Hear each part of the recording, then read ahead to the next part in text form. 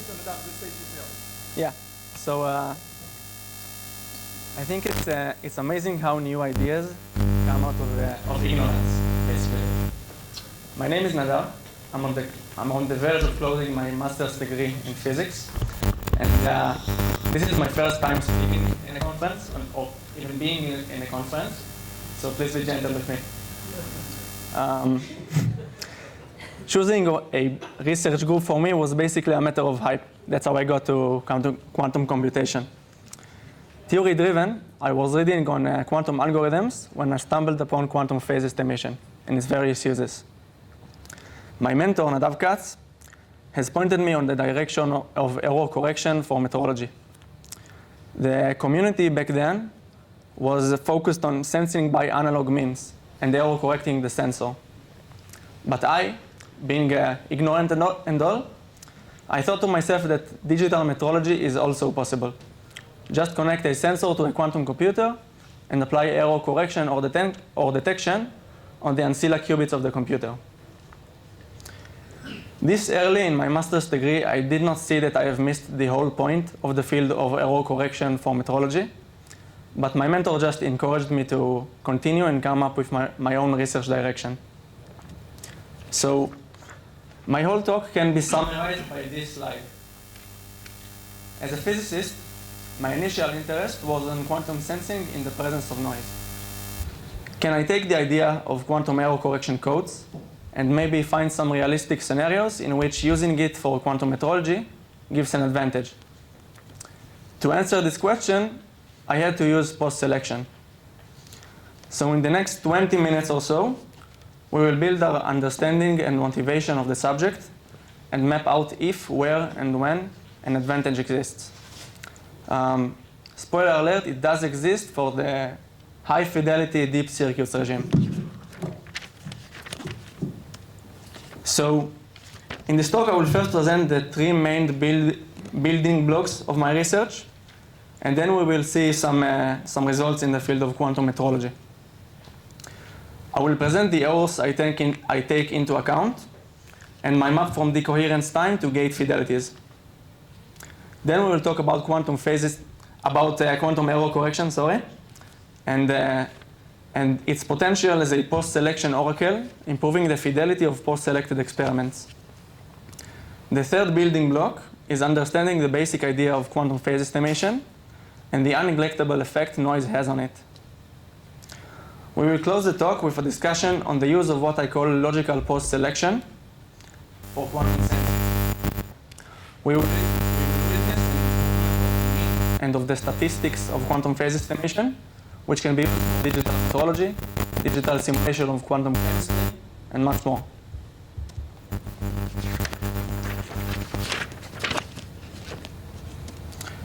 So, to represent the qubit, I just use the standard conventions of a block sphere, and I think of rotations of gates as rotations on this sphere. We can roughly divide the possible errors to three kinds. We have coherent gate errors, in which we want to apply a certain gate, but we apply a different one sampled from some zero mean distribution. We have classical measurement errors, and finally we have decoherence, which is leakage of quantum information out of the computational space. In my work, I chose to focus on decoherence being the only source of error. More specifically, in this talk, I will show only the effect of pure dephasing. This is the process of losing information on the phase between the two states, causing the state to decohere from being on the sphere towards its z-axis.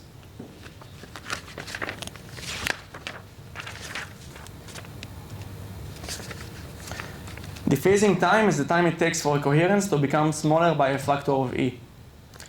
My simulation is a full density matrix simulation. The simulation talks with decoherence times, but I want to report my results by talking gate fidelities. So I could have used some average mapping for this purpose, but to stay on the conservative side, I just take the worst case possible, and I call it worst case gate fidelity. Surely if we find an advantage for the worst case possible, it will exist for the average mapping as well. So to do this, I put the state the qubit in its most susceptible state to the specific noise, and I let it decohere for a given amount of time.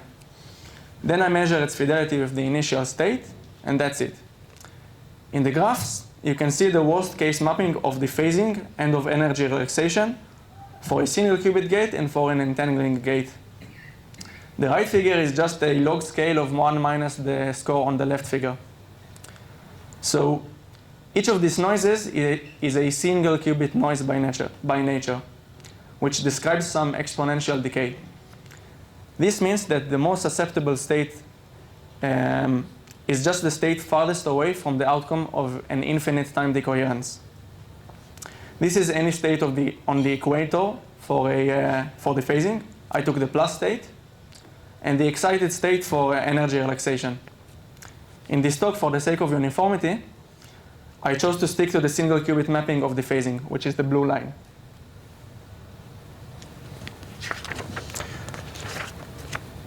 Now let's talk about the general idea of how to cope with such errors. Apparently, the best way to protect quantum information is by expanding our point of view. Let's say we use not 1, but 5 qubits to encode our 2-dimensional information. We can define 4 stabilizers, operators that share our state as an eigenstate and have only 2 eigenvalues, 1 and -1. All the states that are a fixed point of the stabilizers define a subspace, which we call the code. And the corresponding complementary subspace is just outside of the code. My goal is to define the code such that any Pauli operator on at least 1 qubit, which is what we call an error, will result in kicking the state from the code to outside of the code.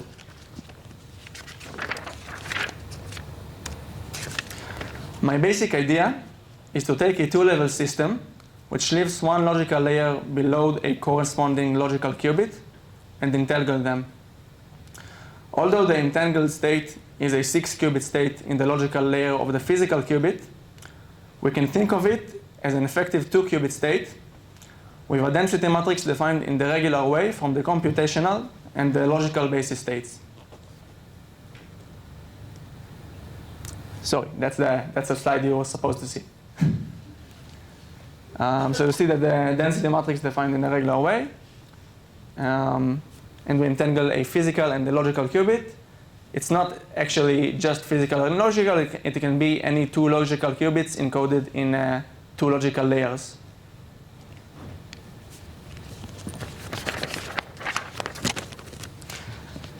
Now let's take a look at the 5-qubit code. It is defined by 4 stabilizers, and its basis state has a unique parity attribute. The ground state is even, and the excited state is odd with respect to the number of ones appearing in the state. Now it's easy to make a semi-transversal entangling gate. The C0 just flips the target qubit if the control qubit is on the excited state. So when the logical qubit is in its ground state, there will be an even number of flips, which is the identity. And when it's in the excited state, there will be an odd number of flips, which is just a NOT gate. The 5-qubit code has a second promising attribute. It can correct errors in up to 1 qubit, but it can detect errors in up to 2 qubits. This can be seen from the table on the left. Every possible 2-qubit error will result in a non-trivial syndrome, indicating an error happened.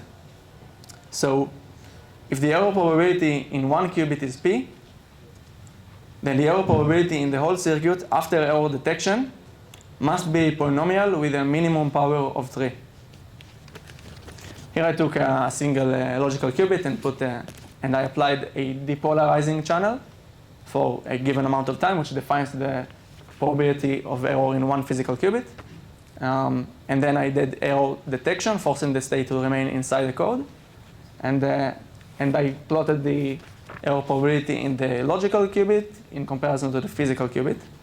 And the best fit is for a polynomial with a power of 3.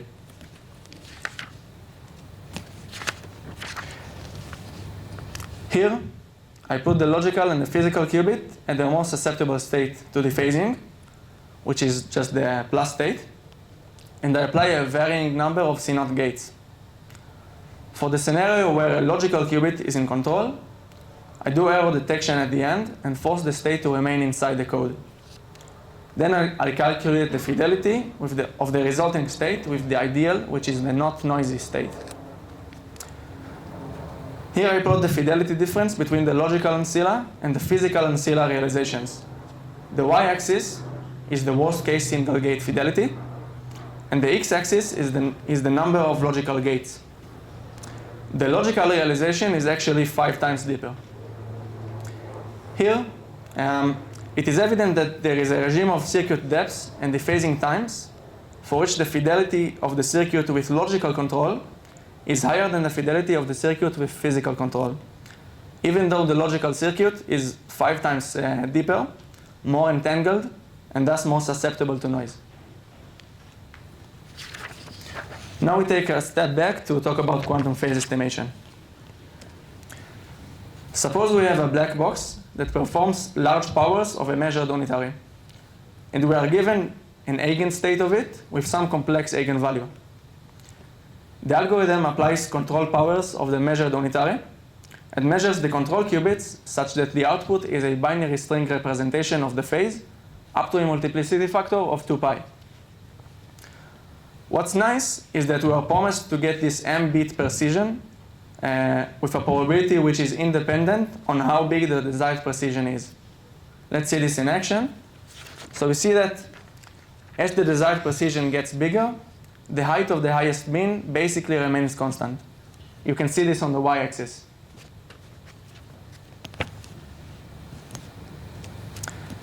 Iterative versions of the algorithm are also possible.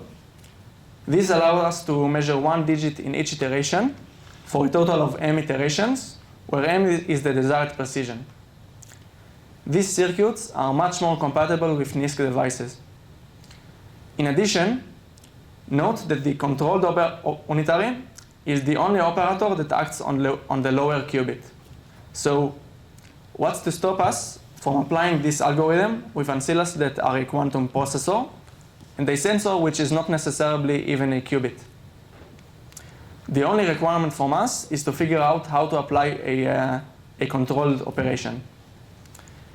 In this study, we take the sensor for simplicity to be comprised out of a single qubit, and we measure a rotation unitary around the x-axis on its Bloch sphere.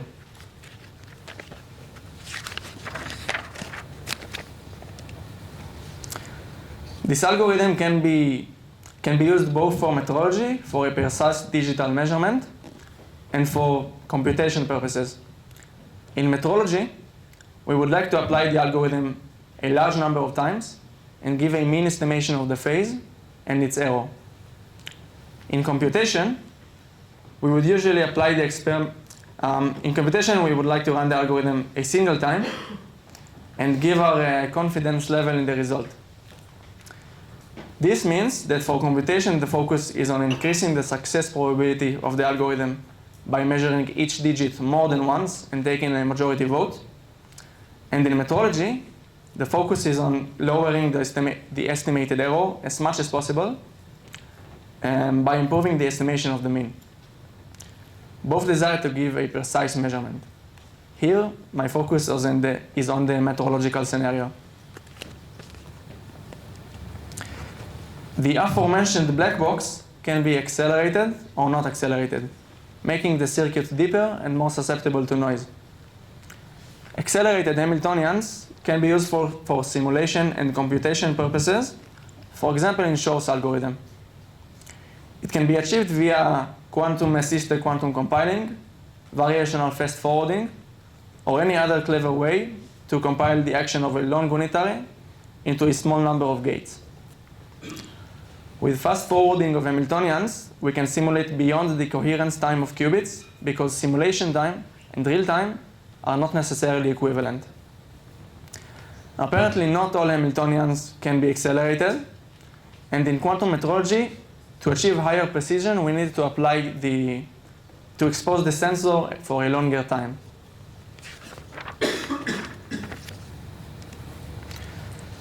The Heisenberg-limit is by definition not achievable if the sample probability distribution is biased from the ideal. Giving a precise measurement is apparently not possible in the presence of noise. Notice how at the start, at strong decoherence, the probability distribution of all possible results gets wider and wider, flattening, while its mean gets farther away from the ideal distribution's mean. This means that no matter how many times we sample the distribution, we will never have a precise measurement. Here I took the first iteration of the algorithm with an accelerated Hamiltonian and compared a noisy to an ideal circuit by measuring the fidelity before the measurement operation in the circuit. That's right here. Notice that here I assume perfect measurements. I averaged it over 10 phases and did this for 2 realizations of the algorithm, one with logical control and one with physical control.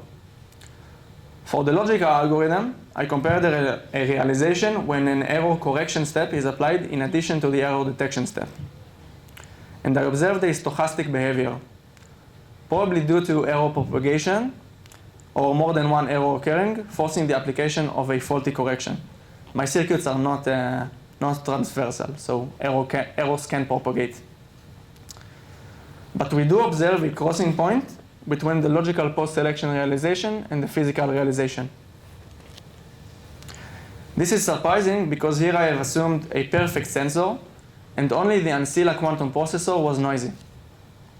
Apparently, this post-selection oracle improves the results even though more noise susceptibility is added to the system.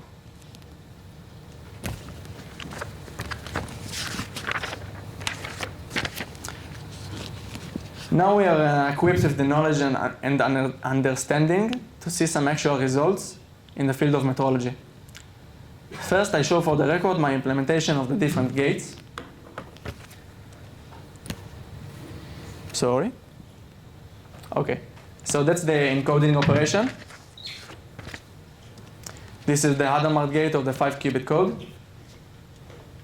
This is the controlled operator. Note that here I gave up on the assumption of accelerated Hamiltonians to show improvement not only in measurement precision but also in measurement time. So in the next simulation I took this realization of the Hamiltonian.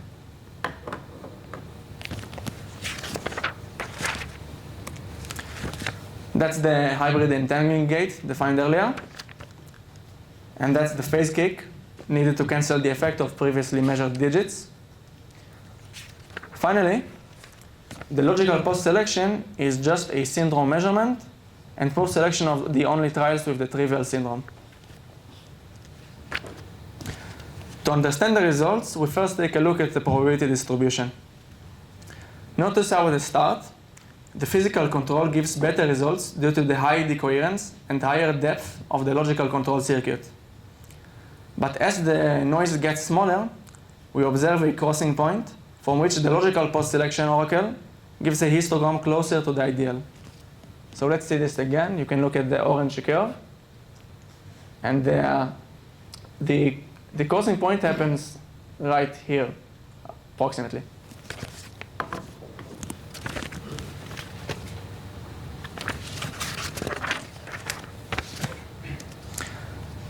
Let's take a closer look at the mean of the distribution. The y-axis is a measure of the distance between the mean of a noisy simulation and the ideal simulation. The continuous line is a realization with logical control, and the dotted dashed line is a realization with physical control. The algorithm promises a maximum accuracy of the desired precision. This is the dashed line. Improving the fidelity of the qubits to improve the estimation of the mean does not promise a result closer to the true phase, but only to the mean of the ideal, not noisy, histogram. The shaded areas show regions where the logical realization is closer to the ideal than the physical realization, while the physical realization is larger than the digital precision. In these regions, it's better to use the logical ancilla. To purify the histogram like this, I had to throw away more than 99% of the samples. We will discuss the implications of this later. Measuring 2 digits more accurate, requires deeper circuits, and gives a slightly different advantage regime. On the contrary, measuring 2 digits less accurate implies no advantage whatsoever, because the crossing point happens below the digital accuracy, which is the maximum accuracy promised by the algorithm. Here we take a look at 2 attributes of the distribution, its mean and its standard deviation. In both cases, we observe a crossing point of approximately 0.985 worst-case single-gate fidelity, which is well within the capabilities of today's hardware.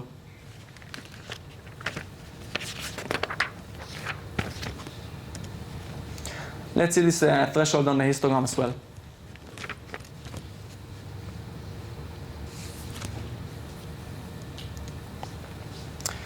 This improvement of the mean has a cost. We have to throw away a portion of the data. I call this the lost information, and it can be quite big.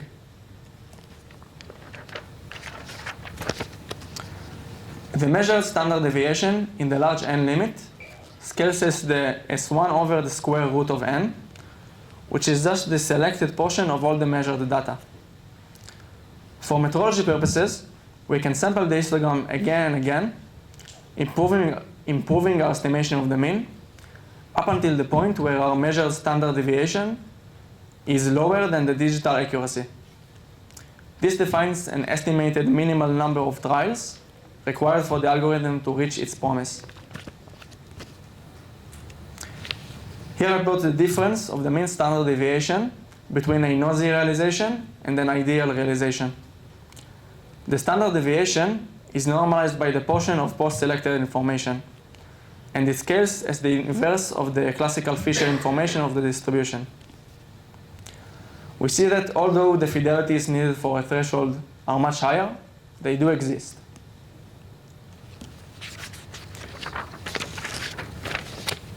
This is the same plot, but for the estimated minimal number of trials defined earlier. Here the y-axis is the ratio between the number of measurements in the physical realization and in the logical realization. You observe that even in sensing time, which is measured by the number of times the results histogram is sampled, a crossing point exists for circuits deeper than 100 logical gates, and for worst-case single-gate fidelities higher than 0.9975. It is evident that an improvement of almost an order of magnitude is possible in some circuit depths and high gate fidelities. To sum it all up, all of the results in this talk are presented as a function of the worst possible gate fidelity under the assumption of the phasing being the only source of error.